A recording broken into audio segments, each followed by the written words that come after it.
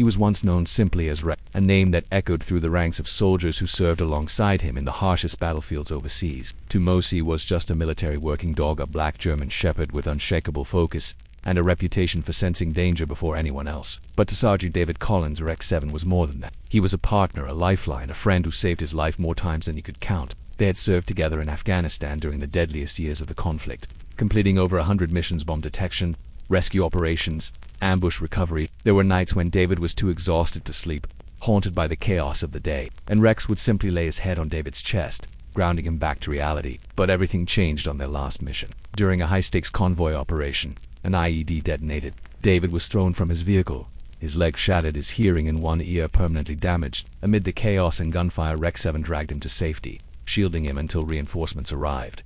That moment cemented their bond forever. Yet, war is cruel, even to its heroes. When David was medically discharged and sent back home, Rex 7 was deemed still fit for service and reassigned.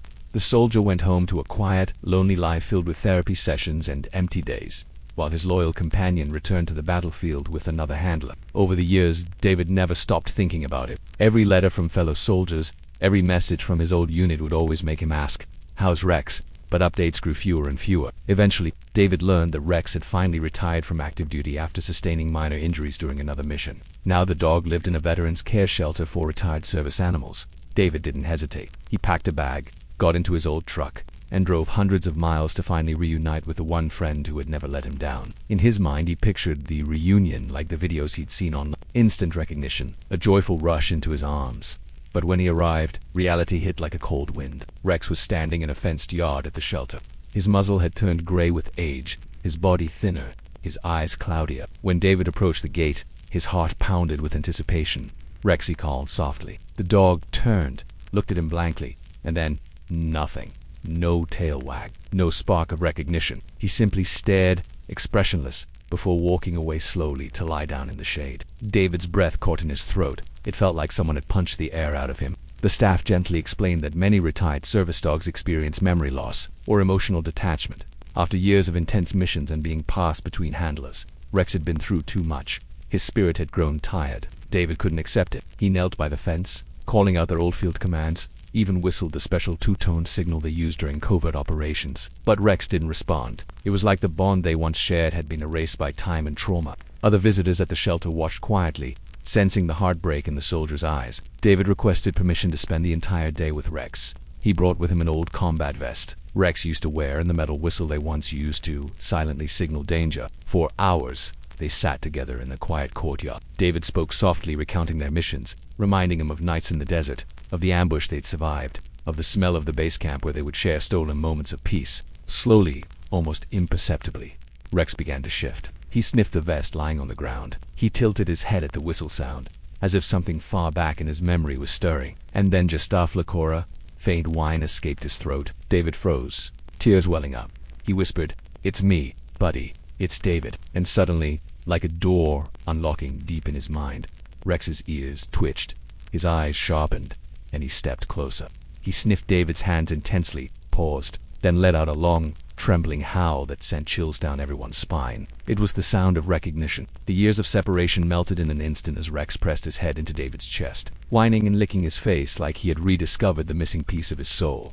Staff members stood frozen, some in tears. Visitors who had been quiet started clapping softly, overwhelmed by the scene. But the story didn't end with just a reunion. When the shelter director handed David a box of Rex's belongings, inside were not just toys or records but files from missions David didn't know Rex had been on after their separation. Classified photos, coded mission logs, even letters from soldiers who claimed Rex had saved their lives in operations so secret they were never officially documented. David's curiosity grew into something deeper. Why had Rex been sent back into active duty so many times? Why were these files redacted? Over the next several weeks, David began piecing together fragments of a larger story. He tracked down soldiers Rex had served with after him. One by one, they told him pieces of the truth.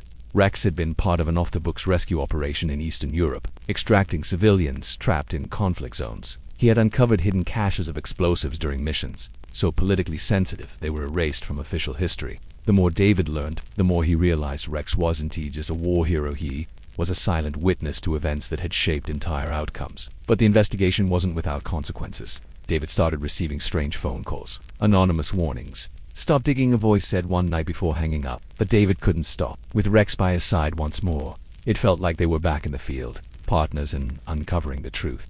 Together, they traveled to old bases, spoke with veterans who had stayed silent for years, and slowly unveiled how Rex had been used in missions that blurred the line between honor and politics. In the process, David met other retired handlers and their dogs, forming a network of forgotten heroes who began to share their untold stories. It wasn't about revenge or glory, it was about giving voice to the sacrifices that had been buried. Over months of digging, the story went public through a journalist David trusted. It sparked a national conversation about the treatment of military dogs, leading to new policies ensuring they would never again be separated so abruptly from their original handlers. Rex, once forgotten, became a symbol for all of them. After the dust settled, David took Rex home. They moved to a quiet countryside farmhouse where Rex could finally rest, far away from the echoes of war. Each morning, David would sip his coffee on the porch, while Rex lay at his feet, no longer the soldier dog, just a beloved friend. Sometimes, on quiet nights, David would whistle their old field signal. Rex would lift his head, his eyes soft but alert, and give a small wag of his tail. Even in his final years,